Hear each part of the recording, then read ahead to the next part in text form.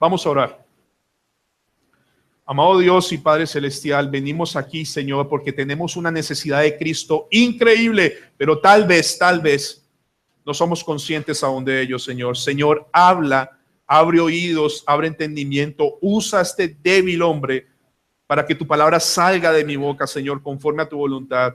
Que tu Santo Espíritu, Señor, le plazca en gran manera traer arrepentimiento, restauración, fortaleza. No solamente mueve, mis hermanos, a escuchar y aplicar tu palabra, sino muévenos a aprovechar los medios de gracia. Somos una familia, Señor, y es nuestra oración funcionar como tal. Bendice la predicación de esta mañana de tu palabra, de tu mensaje. Por favor, abre oídos como solo tú lo sabes hacer. Dale el don a este predicador como solo tú lo sabes hacer, pero sobre todo da vida a los muertos como tú solo puedes hacerlo. Ayúdanos, Señor, por favor, y no nos dejes perder más tiempo. En el nombre de Cristo Jesús, háblanos en esta mañana. Amén. Mis hermanos, ¿ustedes recuerdan Lucas capítulo 6 o Mateo capítulo 7 cuando habla de los dos cimientos? Recuerda que hay un cimiento que es sobre la roca y el otro es sobre la arena.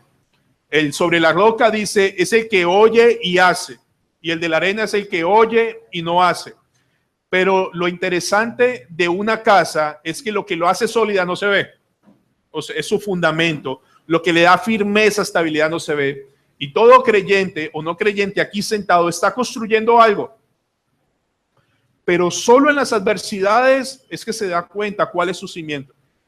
Entonces, esta ilustración es un poco rara, pero Efesios es esa casa. Efesios capítulo 1, 2 y 3 es el fundamento que permite que 4, 5 y 6 se levante bien. Ahora, ¿qué es 1, 2 y 3? Doctrina de lo que Cristo ha hecho. Y 4, 5 y 6 es todo lo que nos toca hacer con esa doctrina o las aplicaciones prácticas de haber entendido la doctrina. Entonces, mis hermanos, con esta imagen de Efesios, vamos a empezar hoy el capítulo 3. Recuerden el capítulo 2, si tienen buena memoria, que en el capítulo 2, Dios creó un solo pueblo entre quienes, judíos y gentiles. No solamente unió al pueblo e hizo una sola iglesia, sino que mató toda la enemistad que había entre ellos. En el capítulo 3, el apóstol Pablo quiere iniciar orando por lo que pasó en el capítulo 2, lo que él enseñó. Pero en el capítulo 2, entre el versículo 1 al 14, hay 1 al 13, si la memoria no me falla, hay una interrupción. Por favor, vayan al capítulo 3, verso 1. Capítulo 3, versículo 1, si son tan amables. Y dice así, y automáticamente pasamos al 14. Dice, por esta causa, yo, Pablo, prisionero de Cristo Jesús, por vosotros los gentiles, punto y coma, vayan al 14. Miren que empiezo otra vez por eso mismo, por esta causa yo. Entonces podríamos leer así, si me permiten ese atrevimiento. Por esta causa yo, Pablo, prisionero de Cristo Jesús, por vosotros los gentiles, doblo mis rodillas ante el Padre de nuestro Señor Jesucristo. Es decir, el apóstol Pablo inicia una oración, pero cuando llega a los gentiles, cuando dice la palabra gentiles, introduce un tema que parece algo como abrupto dentro de esa oración. En ese tema, mis hermanos, en ese tema, el apóstol Pablo va a presentar su ministerio del cual ustedes y yo somos bendecidos porque somos gentiles. Y vamos a mirar el corazón de un siervo lleno de la gracia de Dios, hablándole a los efesios y a la iglesia de Betania en Cali. Capítulo 3, versículo 1. Iniciamos así. Por esta causa, yo, Pablo, prisionero de Cristo Jesús, por vosotros los gentiles. Ahora, mis hermanos, cuando leemos la Biblia, muchas veces podemos pasar por encima muchos detalles. Personalmente hablando, este pasaje va del 1 al 14, pero lo dividí en dos pasajes. Pero para serles más honestos, yo creo que efectivamente llegué del 3, 1 al 4. El 5 y el 6 no quedaron bien, pero yo creo que los voy a tener que retomar, porque hay muchas palabras que significan muchísimo para nosotros. Entonces, Pablo, ¿cómo se presenta en la carta? Yo, Pablo, prisionero de Cristo. Ahora, El que él enseñe eso es muy importante. Humanamente hablando, ¿Pablo está preso ahora en ese instante? Sí, él está preso en la cárcel de Roma. Él es un preso literal. Humanamente hablando, si me permiten, él no es un prisionero de Cristo, él es un prisionero del César. Y él llegó prisionero del César porque fue engañado, un chisme, si me permiten, de los judíos, lo atraparon, hicieron todo eso. Pero el hecho de que Pablo diga prisionero de Cristo no es que esté mal. Entiéndame bien. Humanamente hablando, él es prisionero de Roma. Pero él quiere decirnos algo más. Y yo quiero contarles. Vayan a Hechos 21, si son tan amables. Vamos a leer lo primero que le pasó a Pablo para llegar a esta cárcel en Roma. Hechos 21. Y luego les voy a contar la historia en resumen. Hechos 21.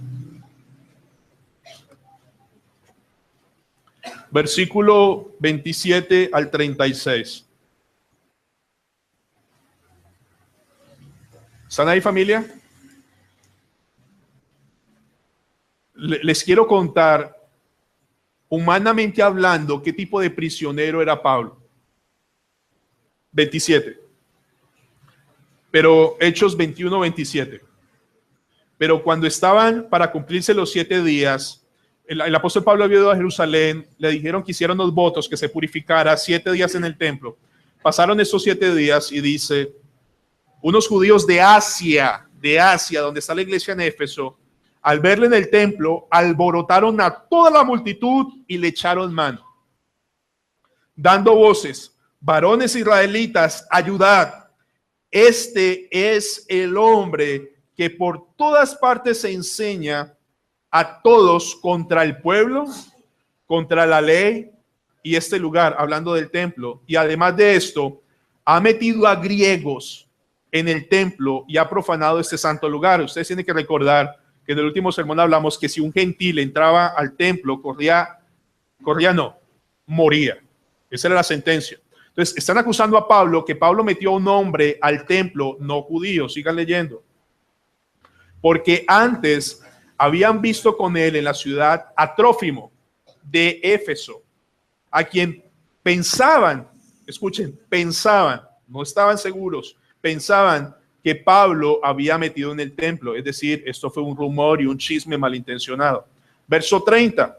Así que toda la ciudad se conmovió y se agolpó el pueblo, y apoderándose de Pablo, le arrastraron fuera del templo e inmediatamente cerraron las puertas.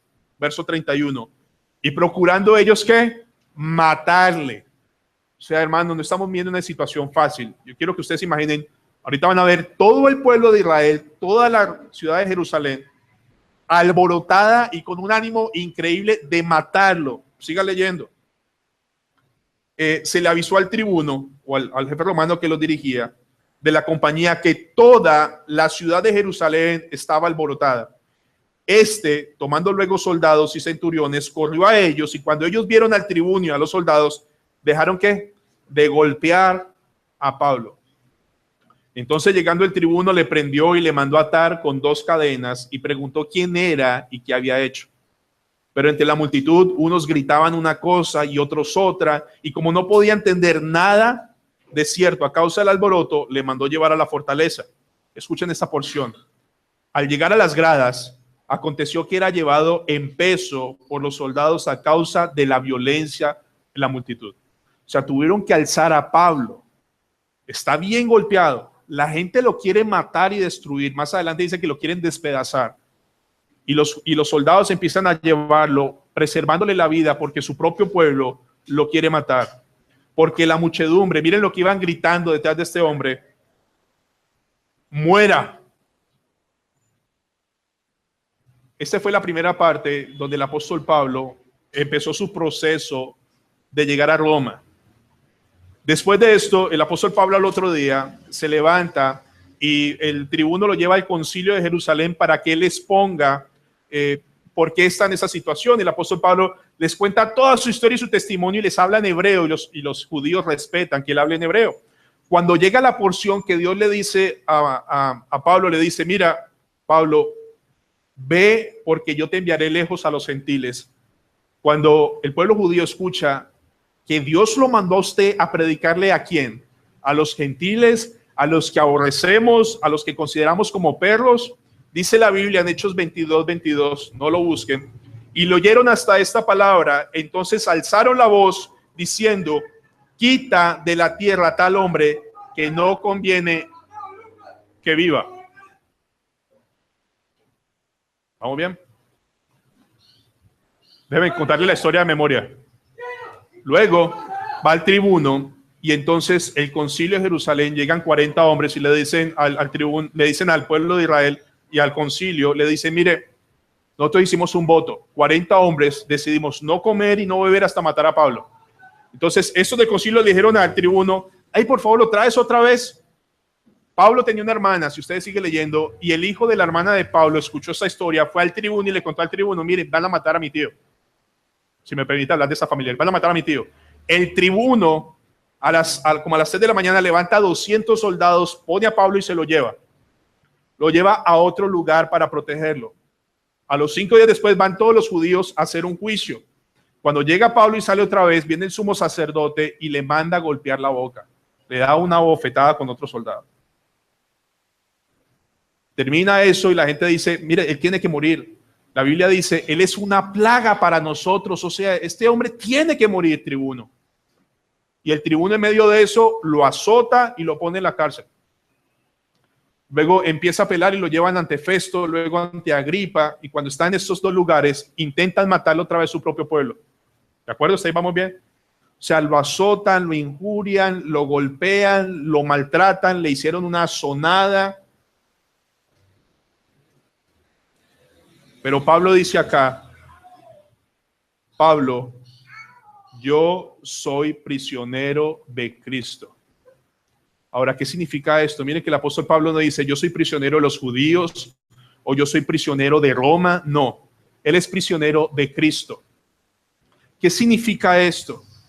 Cuando el apóstol Pablo dice, yo soy prisionero de Cristo, yo sé que ustedes están yendo ya, dice, yo estoy en la cárcel, a mí me golpean y a mí me hacen todo porque es el propósito de Dios de mi llamamiento. Dios es soberano, nada se ha salido de sus manos, por tanto, yo soy prisionero de Cristo y no de los hombres. El Señor le dijo a Pablo, Pablo, es necesario que como testificaste en Jerusalén, testifiques en Roma. Listo, Señor, pero la forma de llevarte va a ser por la cárcel, golpes, azotes, injurias, hasta que llegues allá. El apóstol Pablo dice, yo soy prisionero de Cristo. Todo lo que yo estoy viviendo es la perfecta, agradable y buena voluntad. Y la pregunta en ese momento, ¿diríamos lo mismo? Dime. ¿Estaríamos en esa misma situación? Hermanos, si no es la voluntad de Dios, si Dios no lo permite, nadie puede apresar a Pablo. Nadie. Pero Pablo está en la voluntad de Dios, él es prisionero de Cristo, está bajo la voluntad de Dios.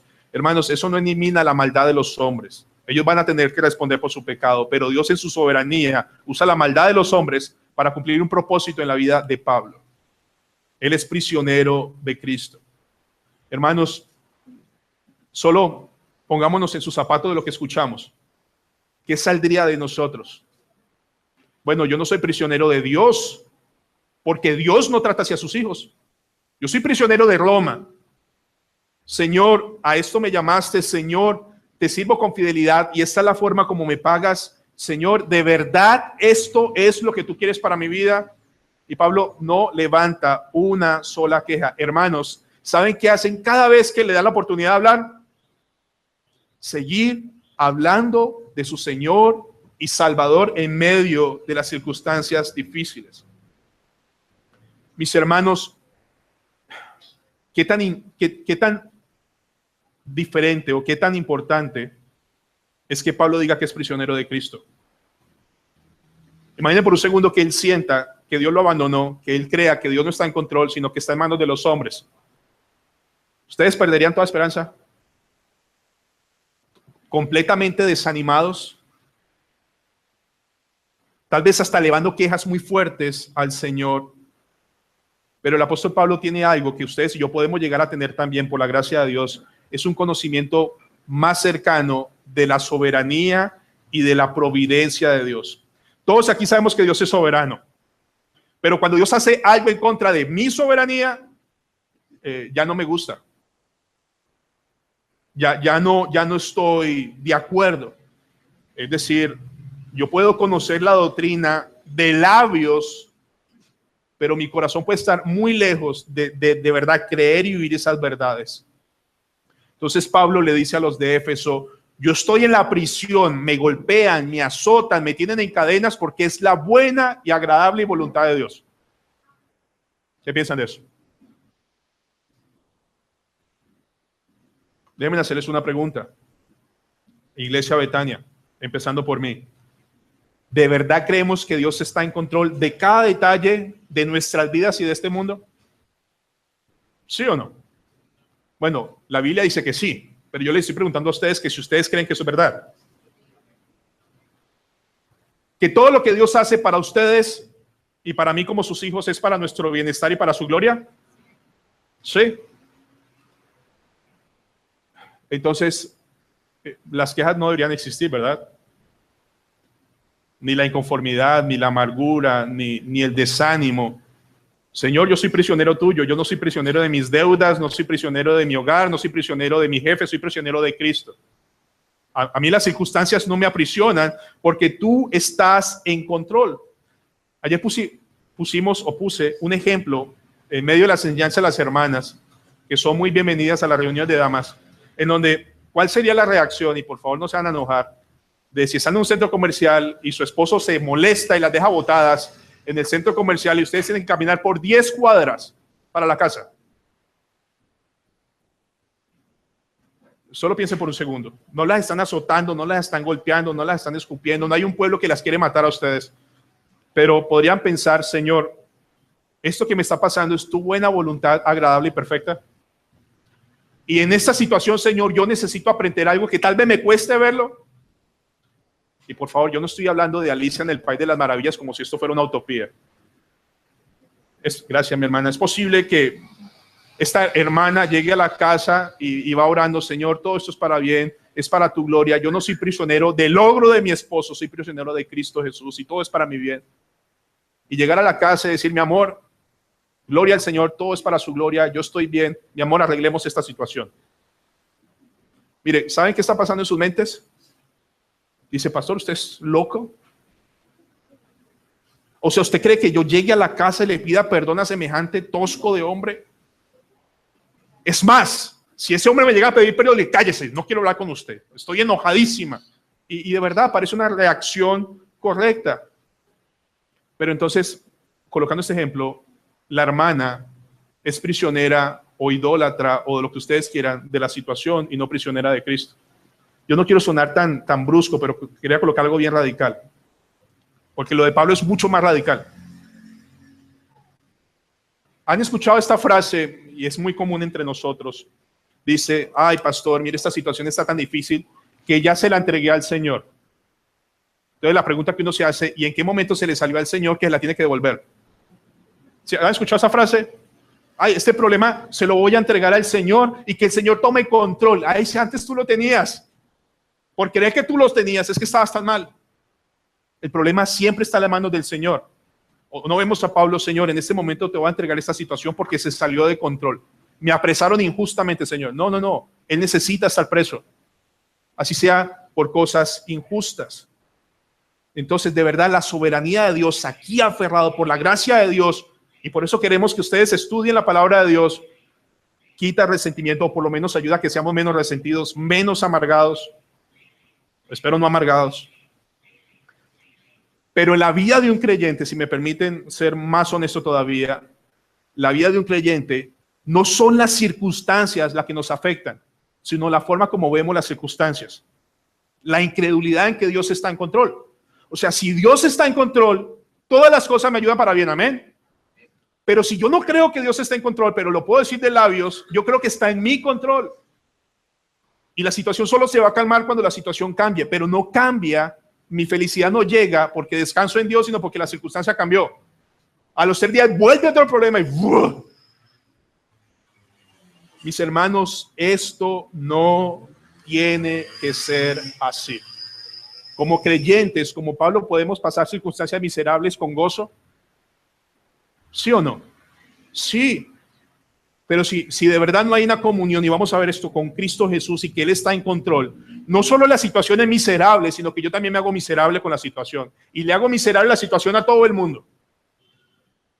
Entonces, de verdad, nuestro Dios está en control. Yo quiero hacerles una pregunta y ustedes responderán. ¿Tenemos un buen Padre en los cielos que nos guarda sabiamente? ¿Qué dicen? ¿Sí? A veces sí, a veces no, o siempre. Amén. Ok. Entonces, creemos que de verdad Dios pronunció y dejó escrito lo siguiente: a todos los que me aman y yo amo, todas las cosas ayudan a bien. Aún las fracturas de mi amado niño Jean Paul. Todo es para bien. No fue que Dios dio la espalda y Jean Paul se tropezó y se cayó. No, algún propósito santo tiene Dios. Que yo no lo entienda, que no lo comprenda, no quiere decir que Dios deje de ser sabio. Entonces, es diferente si Pablo hubiera dicho, yo soy prisionero de Roma, a ser prisionero de Cristo. La diferencia es increíblemente abismal. Y la pregunta para ustedes y para mí es, ¿somos prisioneros de Cristo o somos prisioneros de las circunstancias? Porque si somos prisioneros de las circunstancias, todo el mundo tiene la culpa. Si somos prisioneros de Dios en el contexto bíblico, hay un gozo porque Dios está en control y todo es para bien. Entonces, déjenme ahondar un poco más y por favor escúchenme bien. Vamos a mirar cuál es nuestra forma de ver las cosas en algunas circunstancias. ¿Qué es lo que yo veo en momentos de aflicción? Lo que yo veo es un marido desconsiderado y nada amoroso. Mi mayor problema, hermana, es que tiene un marido desconsiderado y nada amoroso. O vemos un hijo rebelde y desagradecido, vemos una esposa difícil que no se sujeta, o un jefe cruel y despiadado y demandón que no hace sino darme más horas de trabajo, o un vecino aburridor y abusivo que me tiene una salud complicada y dolorosa, una economía que no tiene salida, o una nuera o un yerno que no debió ser para mi hija. Eso es lo que vemos nosotros. O vemos a un Dios que en medio de todo esto mismo está en control, que me ama, que no escatimó a su único hijo para salvarme, para redimirme, pagar por todos mis pecados, sacrificar a su único hijo, morir en la cruz, todos mis pecados. Ese Dios que me salvó ha prometido a sus hijos, yo voy a estar contigo todos los días. Entonces, hermanas, si tienen un marido, yo leo acá, desconsiderado, lo necesitan dentro de la soberanía de Dios para crecer a la estatura de Cristo. Amén. Y si tienen una esposa difícil y complicada y respetuosa, varones la necesitan para crecer a la estatura de Cristo. Porque somos prisioneros de Cristo, no de la esposa, del esposo, de los hijos, de las circunstancias, del jefe. Somos prisioneros y esclavos de Cristo. Amén. Si hace la diferencia que Pedro y Pablo, toma esa palabrita, bendito sea el Señor que la dejó. ¿De quién eres un prisionero?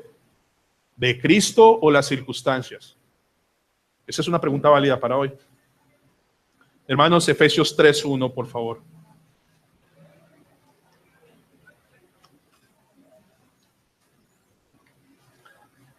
Efesios 3:1.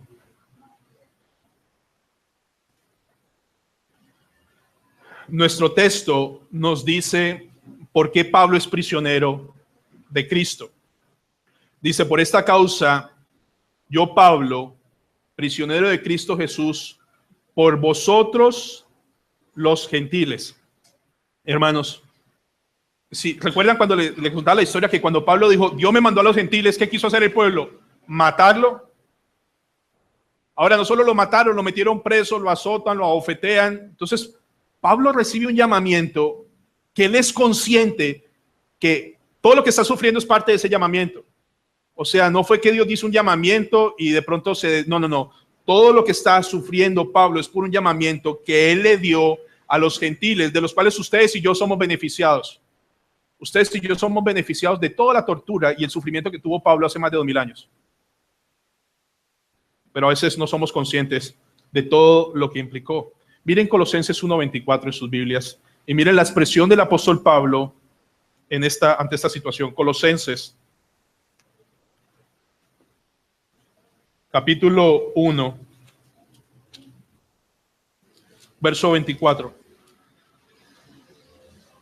Dice así la palabra de Dios. Colosenses 1:24. Ahora me gozo en lo que padezco por vosotros y cumplo en mi carne lo que falta de las aflicciones de Cristo por su cuerpo, que es la iglesia. O sea, palabra más, palabra menos, dice, yo sé mi llamamiento, y el llamamiento que Dios me dice implica sufrir, y lo sufro con gozo, porque en medio de ese gozo ustedes, gentiles, van a ser bendecidos, van a ser cuidados, van a ser alcanzados. Mis hermanos, ningún ministerio, ningún llamamiento en Cristo Jesús es fácil. Nunca va a ser fácil. El propio pueblo del apóstol Pablo lo quería matar. Efesios capítulo 3, versículo 2. Dice la Biblia, si es que habéis oído de la administración de la gracia de Dios que me fue dada para con vosotros. Cuando uno lee si es que habéis oído, uno lee como si el apóstol Pablo estuviera poniendo en duda que los de Éfeso supieran su ministerio, pero desafortunadamente la traducción aquí no es correcta. Debe decir algo así, ya que habéis oído, ya que ustedes saben el llamamiento que Dios me hizo a mí para ustedes los gentiles. Ahora, por favor, miren la palabra administración en su Biblia. Efesios 3:2 dice, si es que habéis oído de la administración de la gracia de Dios. Pero antes de entender este término, necesitamos saber qué es administración. Y la administración de la palabra en griego, economos, de donde viene nuestra palabra economía. ¿Quién es un administrador? Ejemplo, niños pequeñitos. Digamos que a mí me dejan a cargo un negocio y mi deber delante del dueño es trabajarlo y hacerlo producir, ¿de acuerdo? Pero yo produzco para que el dueño, yo tengo un salario, pero quien se beneficia más de ese negocio es el dueño. Entonces el apóstol Pablo dice, yo soy administrador ¿de qué? De la gracia de Dios. Ahora, cuando hablamos de gracia, normalmente nuestra tendencia a pensar es que Dios está hablando única.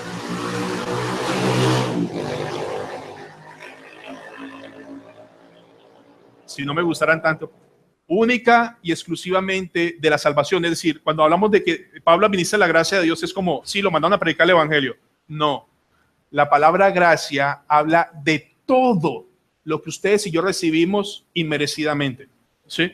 Dones, talentos, todo lo que ustedes reciben, lo reciben por gracia. Nada de lo que tienen ni a un puesto lo merecen. Dios nos lo da por gracia. ¿Eso es correcto para ustedes?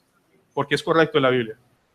Entonces, cuando el apóstol Pablo dice, yo soy administrador de la gracia de Dios, no estamos hablando solamente de la predicación del evangelio. Pablo dice, de todo lo que Dios me ha dado, yo lo estoy administrando para cumplir mi misión con los gentiles. Entonces, hermanos, el apóstol Pablo es muy interesante porque él no hace de esa gracia o de su dinero o de sus dones o de su talento o de todo lo que Dios le dio como algo exclusivo para él. No. Dios le dio todo lo que le dio para que Pablo lo administre en función de los demás, en este caso de los gentiles. Ustedes y yo también somos administradores de la gracia de Dios. Estamos llamados, permíteme seguir el texto, a administrar nuestros hijos, nuestro hogar, nuestros recursos, porque aún nuestro tiempo es de Él. Todo el dinero que tenemos es de Él. O sea, todo lo que tenemos como familia, como personas, solteros, grandes, pequeños, todo lo que tienes es por gracia. ¿Vamos bien? Y Dios dice a Pablo y nos dice a nosotros que todo lo que Dios nos ha dado es para que lo administremos en función no solamente de la gloria de Dios, sino en función de los demás. Amados, sencillo, rápido. Dios nos dejó nuestros niños para administrar en esos términos, es decir, para levantarlos en su temor. Sí. O sea, hay una administración en donde se debe ejercer. Todos los dineros que nos llegan, tenemos la mentalidad de que tenemos que administrarlo para la gloria de Dios. Personalmente, yo soy muy honesto. Todo lo que es, uno habla de la gracia y se enfoca en el evangelio, pero cuando todo es de gracia, a veces no queremos que todo sea de gracia. Esto es mío, yo me lo gané, yo lo producí, yo lo manejo a mi antojo. Pero el Señor dice, no, no, no, no, no. Todo lo que tú tienes que administrarlo para la gloria de Dios y la extensión de su reino en beneficio de su pueblo. Primera de Pedro 4:10, no lo busquen, dice así. Cada uno, según el don que ha recibido, ministrelo a otros como buenos administradores de la multiforme gracia de Dios. Si alguno habla, hable conforme a las palabras de Dios. Si alguno ministra, dice la Biblia, ministre conforme al poder que Dios da. Si habla conforme a lo que Dios te dio, úsalo conforme te lo dio. ¿Para qué? Para que en todo sea glorificado por Jesucristo, no tú ni yo. No tú ni yo. Personalmente yo me puedo considerar ahora mismo uno de los peores administradores de los dineros. Pero todo viene de Dios. Todo viene de Dios. Mi hijo, mi próximo bebé en camino, mi esposa es un regalo de Dios. Que el Señor me dice, yo no quiero sonar como negocio, pero administrarlo, cuidarlo, protegerlo para la gloria de Dios, a quien pertenecen la gloria y el imperio por los siglos de los siglos. Amén. Ahora, si ustedes son creyentes, Dios les ha dado algo, dones, talentos, recursos para administrar, ¿sí o no? A todos los que son hijos de Dios, todo le pertenece a Dios. Tus habilidades para manejar un computador, tus dones para pintar, tu habilidad para organizar un negocio, lo que ustedes hagan, se lo dio Dios. Para que ustedes lo administren para la gloria de Dios. Pero pues para nuestra gloria es cuando empezamos a alejarnos y alejarnos y alejarnos, porque esto es mío, porque esto es para mí. El Señor dice, no, eso no es suyo. Hermanos, lo que voy a decir ahora, quiero poner mucha atención. Si ustedes manejan un negocio, ¿algún día el dueño vendrá a pedir cuentas de su negocio? ¿Dios hará eso? Pastor, pero ¿qué importa? Y si la gracia, Señor, y fresco, si no hay problema. No, no es así. Primera de Corintios capítulo 3, versículo 6 en sus Biblias.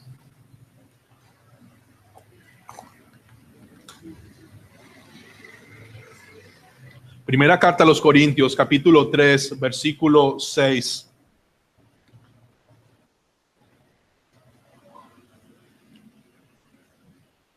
¿Están ahí? ¿Ya? Primera carta a los Corintios 3, 6. Dice así. Dice Pablo, ¿no? Yo planté, Apolos regó, pero el crecimiento lo ha dado Dios. Así que ni el que planta es algo, ni el que riega, sino Dios que dio el crecimiento. Pero Dios dio el crecimiento colocando a trabajar a Apolos y a Pablo. Ahora miren, y el que planta y el que riega son una misma cosa, aunque cada uno recibirá su recompensa conforme a su labor. Sigamos leyendo. Porque nosotros, incluyéndolos a ustedes, iglesia, somos colaboradores de Dios y vosotros sois labranza de Dios, edificio de Dios. Ahora, ¿cómo Dios nos hace colaboradores? Versículo siguiente. Conforme a la gracia de Dios que me ha sido dada. Y yo como perito arquitecto puse el fundamento y otro edifica encima, pero cada uno mire cómo sobreedifica. O sea, Dios nos da una gracia para ser administrada, todo lo que nos da, para empezar a edificar sobre un fundamento. Siga leyendo. Porque nadie puede poner otro fundamento del que está puesto, el cual es Jesucristo.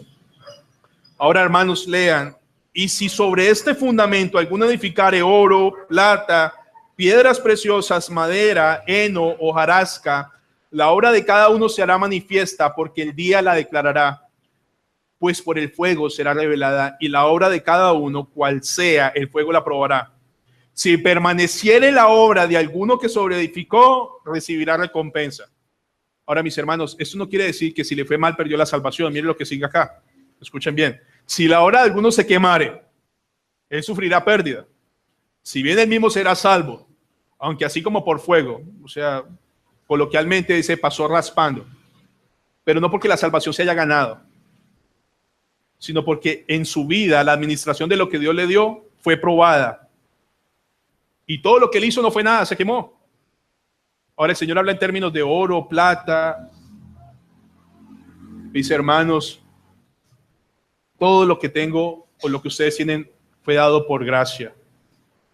Nada de lo que ustedes tienen merecen. Nada. Pero cuando ese concepto bíblico que está en el Evangelio se olvida, y creo que es mío, entonces a mí no me importa lo que Dios diga de lo que debo hacer. Y les voy a poner un ejemplo, y permítanme seguir con lo del matrimonio. Maridos, amados vuestras esposas, y esposas, sujetados a los maridos. Y me quedo con las esposas simplemente porque de ayer estoy, ¿cómo se llama eso? Ayer, tengo mucha información de ayer, ¿ok? De la enseñanza. La Biblia dice, mujer, sujétate a tu esposo como al Señor, ¿sí o no? ¿Eso es un mandato o es una opción? Y la mujer debe decir en el Señor, sí, Señor, así haré. Pero también en nuestro corazón sucio, dañado, terrible, decir, yo sé que eso dice la Biblia, pero a este hombre no. No. Y de malas. Hermanos, todas esas expresiones, yo espero que los otros hermanos nos ayuden más, pero qué tan terrible hablar de esta forma. Así soy yo. Qué pena con el Señor, pero así soy yo. No. Mis hermanos, Dios cuando dio mandatos, no está dando mandatos como consejos. Mira, te estoy dando un consejo para ver si lo tomas. Pero de esto un poco más adelante. Miren, Dios nos dio para administrar. Hoy tenemos tantas oportunidades de crecimiento, de conocer, de crecer. Pero empezando desde quien habla, cuando hay una oportunidad de estudiar, de un ministerio, de asistir a una reunión, ¿cuántas excusas levanta mi corazón para no asistir?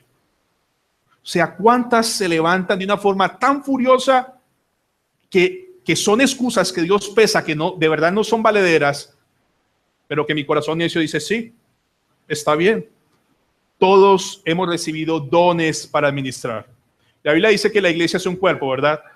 Ahora yo les hago una pregunta. Hace una ilustración con el cuerpo humano. Este es mi cuerpo, el de ustedes. ¿Hay alguna parte del cuerpo que no tenga ningún uso?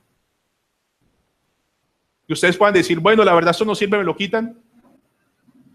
Todo en el cuerpo funciona. Y si ustedes son de la iglesia de Cristo, Dios le dio dones para edificar y funcionar por amor a sus hermanos a la iglesia. Ahora, déjenme ser más ilustrativo. Tal vez Dios les permite ser ustedes su uña, oreja, pero a algunos le permitió ser el dedo gordo.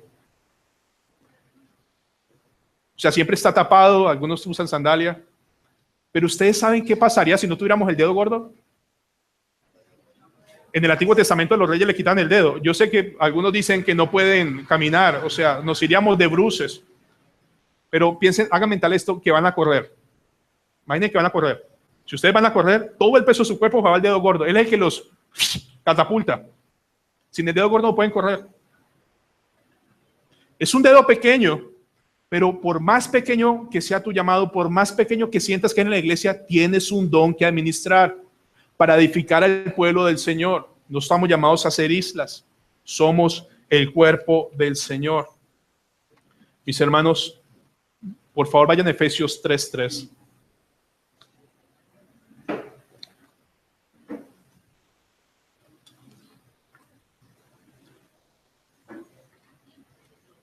Vamos a... ¿Cuál fue el llamamiento, el ministerio que Dios le dio al apóstol Pablo? Dice el número 3, verso 3, que por revelación me fue declarado el misterio, como antes lo he escrito brevemente, leyendo lo cual podéis entender cuál sea mi conocimiento en el misterio de Cristo. La palabra misterio para nosotros puede ser como algo, como una incógnita, como algo que no tiene solución, pero la palabra misterio es lo siguiente: es algo que ningún hombre puede alcanzar a no ser que Dios se lo revele. O sea, un misterio en la Biblia es algo que Dios solo revela a los hijos. Dios le está dando una revelación a Pablo que antes no se tenía. Ahora, es curioso, mis hermanos, porque en el Antiguo Testamento dice que en ti serán benditas todas las naciones. Pero ¿recuerdan cuál era el pensamiento judío cuando vino el Señor Jesucristo? ¿Qué era lo que ellos creían de él?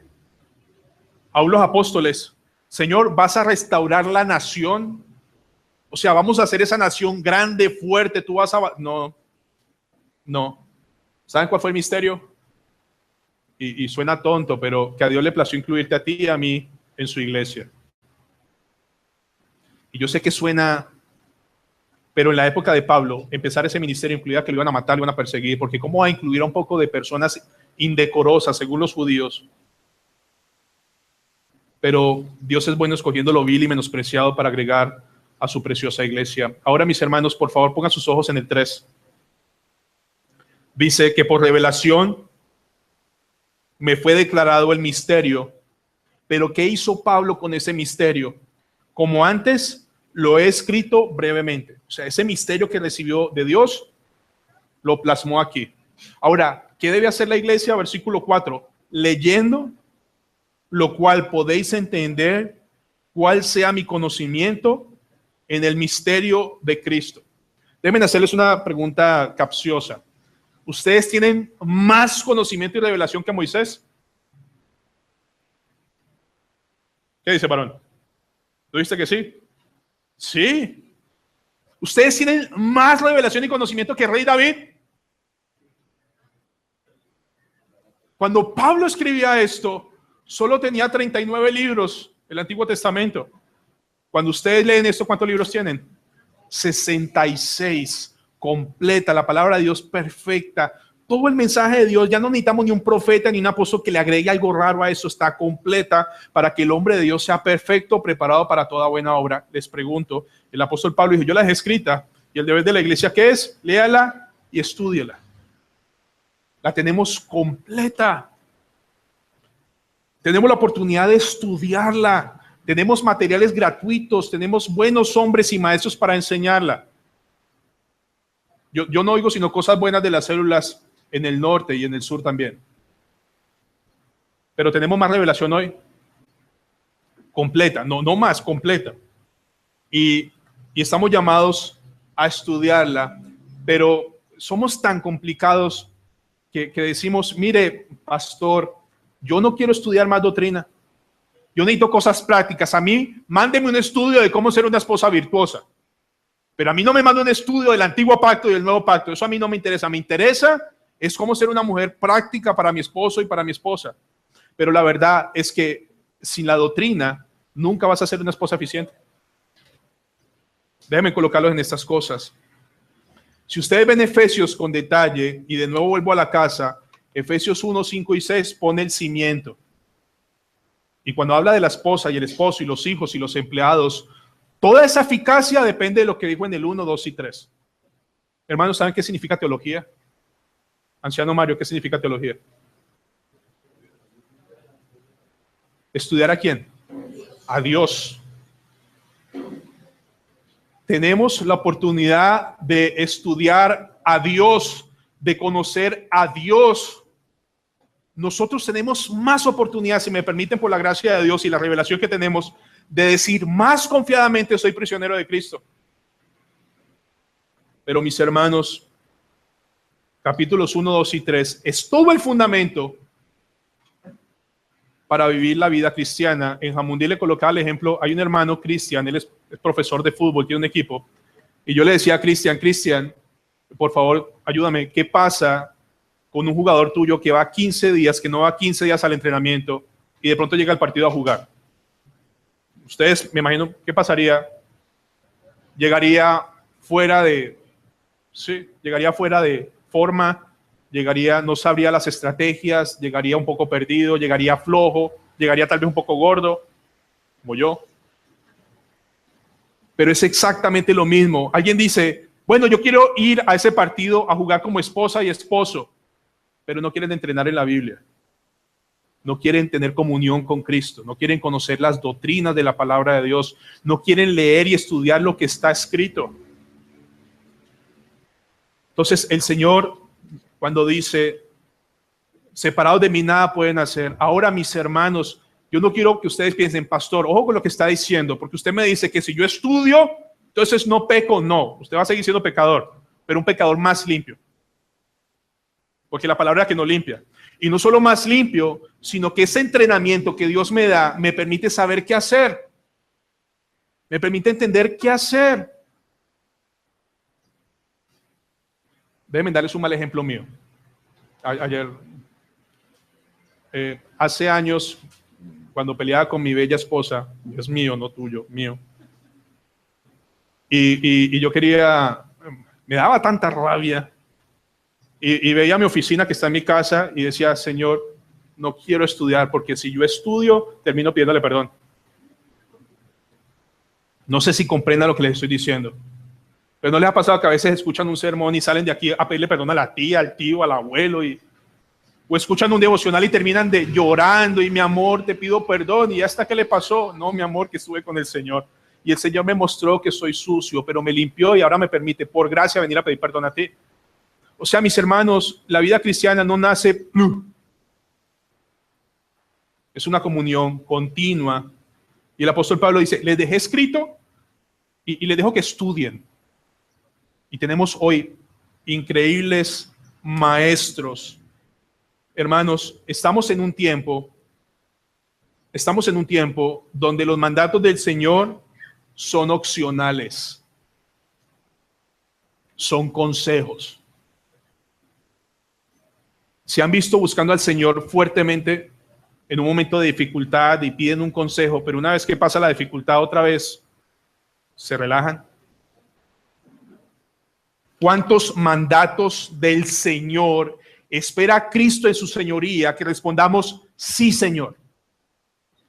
Pero hoy día pasa por nuestra cruda, vil y necia conveniencia. Señor, si yo me sujeto a mi esposo, me la va a montar. Perdón por mi expresión, quiero ser muy gráfico. Entonces yo no soy tan boba. O Señor, si yo amo a mi esposa de esta forma, yo voy a hacerle hazmerreír. Pero mis hermanos, hoy en día el Señor dice, no dejando de congregarnos como algunos tienen por costumbre, y yo me tomo el atrevimiento de decir, ¿me congrego o no?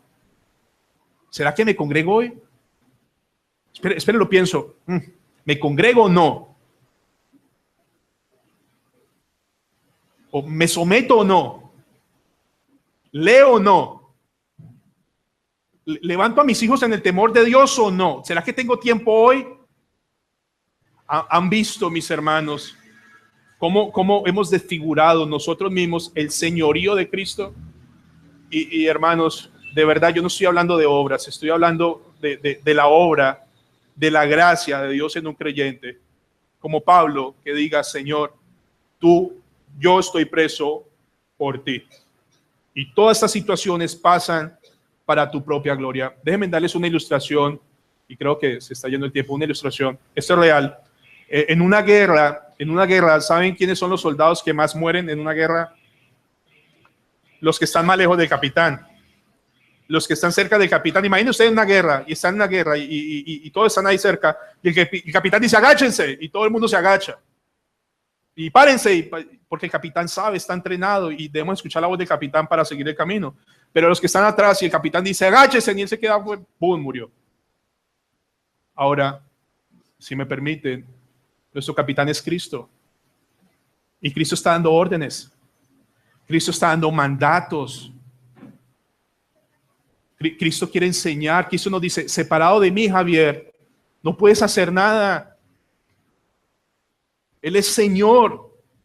Y nos dejó la palabra para que estudiamos y mis hermanos, como dice la carta de Pedro, que ya debiendo ser maestros, ahora tienen que darle leche. Miren, esta semana hay un muchacho llama Samuel. Lo conocí en un conversatorio en la CLC, no sé si lo recuerdes. Me llamó él la semana pasada, no recuerdo el día, llorando. Y entonces, ¿quién me llama llorando? Y es un hombre, y dice, ¿qué pasó? ¿Qué pasó? Samuel, ¿qué te pasó? Y me dice, pastor, a él lo pusieron de pastor en un grupo de 20 personas ahora, y él quiere que le disipule y con gusto lo voy a hacer. Entonces él me dice, tuve una reunión de liderazgo en la denominación donde yo estoy. Y yo, ¿qué pasó? Me dice, la forma como vamos a evangelizar es con un curso de emprendimiento, de cómo ser prósperos, para atraer a muchas personas. Y luego, pastor, les vamos a hablar de Cristo. Y lloraba. Yo decía, Dios mío, a este hombre le duele tanto lo que está pasando con el evangelio. Y yo les digo algo, aquí hay comida, mis hermanos. Los ancianos saben aquí la Biblia. Aquí Dios le ha placido enseñar y muchos creen que uno se vuelve orgulloso. No, la palabra de Dios lo hace uno más humilde, si es por la gracia de Dios, porque también lo hace uno orgulloso, pero Dios es bueno humillando a los soberbios, de los cuales todos hemos pasado por eso. Amados, ¿cuántas personas, cuántos pueblos, y de verdad llegan correos? Pastor, ¿será que hay una iglesia de ustedes aquí en este pueblo? Y le digo, no.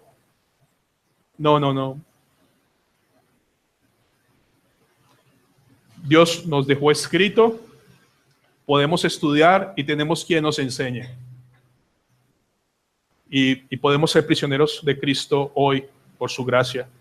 Decir, Señor, yo quiero conocerte más, quiero seguir más. Pero bueno, eso solo lo puede hacer el Señor. Permítame leer el 5 y el 6. Misterio que en otras generaciones no se dio a conocer a los hijos de los hombres, como ahora es revelado a sus santos apóstoles y profetas por el Espíritu, que los gentiles son coherederos y miembros del mismo cuerpo, copartícipes de la promesa en Cristo Jesús por medio del Evangelio. Mis hermanos, el apóstol Pablo insistiendo, ustedes son parte del pueblo de Dios, las promesas de Abraham son suyas, el Padre de Israel es el Padre de ustedes, ustedes son el pueblo escogido de Dios. Se nos dio a conocer ahora. En el Antiguo Testamento había luz. En el Nuevo Testamento Dios le dio más luz a los apóstoles y profetas. Ahora tenemos más luz, pero nos gusta el masoquismo y no queremos estudiar. Y no porque no haya oportunidad, sino porque no queremos y punto. Y si ustedes van a levantar su mano mágica y van a llamar al pastor mágico con una vara mágica, pastor, hable con mi esposo para que él cambie. No, yo no tengo ese poder. El poder solo lo tiene Cristo a través de su palabra. Y si quieren ese poder, estudien, mediten y oren al Santo Dios que le muestre su verdad. Hermanos, déjenme hacer 2 o 3 aplicaciones. Uno tiene la tendencia a pensar a que Pablo es un superhombre, que Pablo es un No. Pablo es un testimonio increíble, pero es un hombre igualito a nosotros, con las mismas pasiones. Lean Romanos capítulo 7. Pero que él tenía algo muy claro, y lo que voy a leer es muy conocido, pero no es una utopía, no es una historia de amor, es una historia real de un creyente que tiene comunión con Cristo Jesús. Y ciertamente aún estimo todas las cosas como pérdida por la excelencia del conocimiento de Cristo Jesús, mi Señor, por amor del cual lo he perdido todo y lo tengo por basura para ganar a Cristo. Cristo es todo. Cristo es todo. Cristo es mi proveedor, Cristo es mi sustentador. A mí las crisis económicas me dan duro. Y mi esposa me dice, mira, tienes un problema de fe. Yo le digo, sí, soy prisionero de la economía muchas veces. Y tengo que decirle, Señor, no quiero más eso. Yo quiero ser prisionero de Cristo, tú estás en control. Y vamos a seguir adelante porque tú has sido fiel proveedor hasta ahora. La Biblia dice, escudriñad las escrituras porque a vosotros os parece que en ellas tenéis la vida eterna y ellas son las que dan testimonio de mí. Y escudriñar significa con las uñas escarbar y encontrar más a Cristo y más a Cristo. Hermanos, cuando ustedes encuentran un hermano que ame al Señor, no es un fanático, es alguien que está cerca más de Cristo. Y voy a pedirte perdón, Glory, si te ofendo con esto. No tiene nada que ver contigo, pero prefiero a mi hijo bruto. Y por favor, Tomás, no estoy hablando que quiero eso, pero con Cristo, que ame al Señor, que sirva al Señor, es mi mayor anhelo. O sea, mi hijo y mi niño o niña que viene en camino, que sean para la gloria de Dios, que sean siervos para el Señor. Hermanos, piense por un segundo, si su hijo le dice, papá, ¿sabe qué? Quiero ser misionero. ¿Qué les pasa por la cabeza? No, mi hijo, usted tiene que ser un doctor. Mire que usted puede servir al Señor en cualquier... Y de verdad, cada quien puede servir al Señor donde Dios lo ponga. pero hijo, porque en el fondo queremos hijos ricos, increíbles y que al final de la vejez nos sostengan.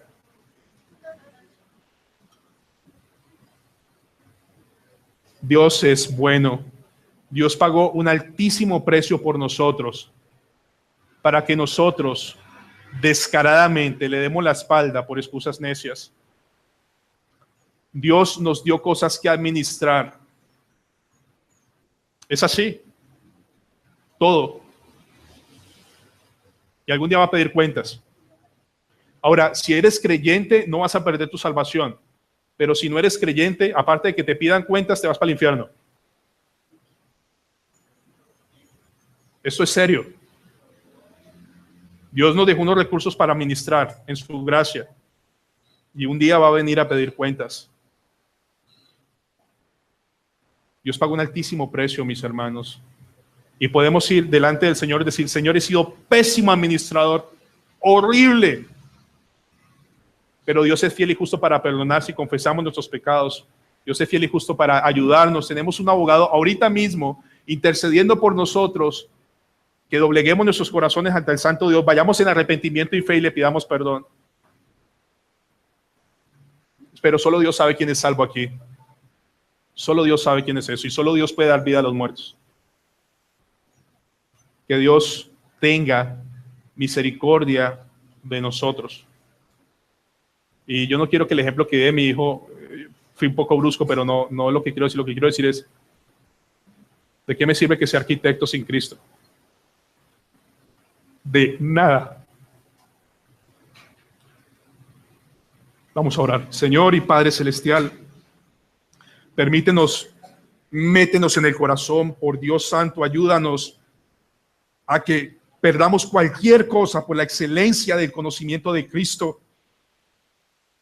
Señor, de estudiar, de conocer, de preparar, Señor, qué privilegio, Padre, cuando leemos de Timoteo, que su abuela y su madre levantaron semejante siervo del Señor, o a Moisés, su madre. ¿Cuántos hombres de Dios no han sido levantados por mujeres piadosas y por hombres piadosos? Señor, Padre, danos amor por tu palabra, danos una sumisión genuina, que podamos decir: sí, Señor, porque así te agradó. Señor, si por alguna razón alguien piensa que eso es un descansar en las obras, Señor, ayúdalo también. Porque yo no puedo hacer nada que tú no me hayas dado antes, Señor. Y lo que tengo es tuyo. Y si de gracia recibimos, de gracia debemos dar. Señor, perdónanos por perder tanto tiempo, por hallar más deleite en el fútbol, por hallar más deleite en el Facebook, por hallar más deleite en las redes sociales, por hallar más deleite en mis proyectos empresariales, por hallar más deleite en mis amigos que en Cristo Jesús. Señor, devuélvenos a Cristo a nuestro corazón, permítenos saborearlo, deleitarlo y entender que la vida cristiana es maravillosa y que nada nos vamos a llevar a este mundo. Nada, Señor.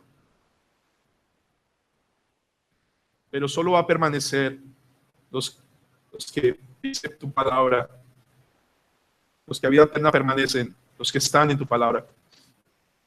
Señor, escucha mi ruego, te lo suplico, por mí mismo.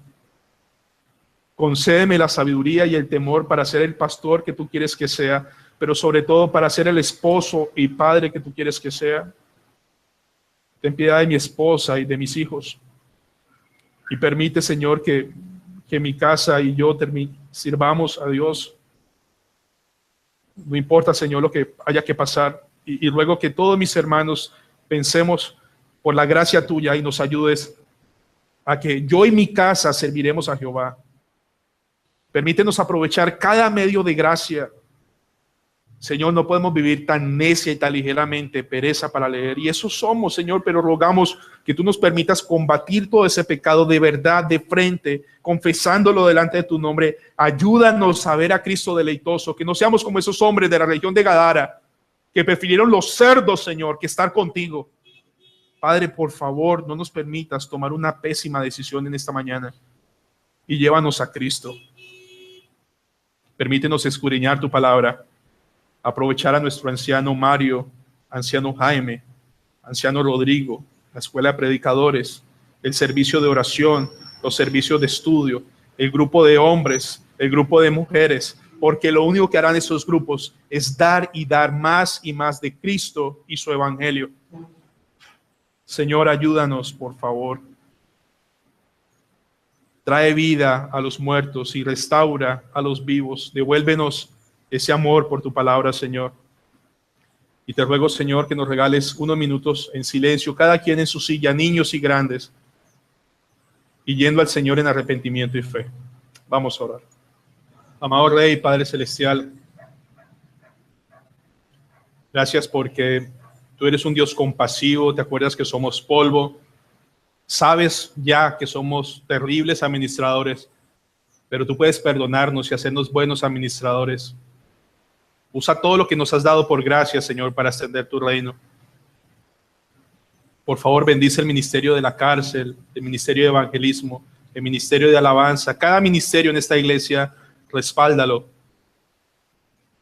No nos dejes, Señor, y yo sé que no nos dejarás. Gracias por la vida del apóstol Pablo, pero sobre todo gracias por la vida y obra de Jesucristo, por el cual podemos decir, Abba, Padre. Señor, gracias, Papá hermoso, precioso. Danos más de tu Hijo, por favor. Te lo rogamos en Cristo Jesús. Amén.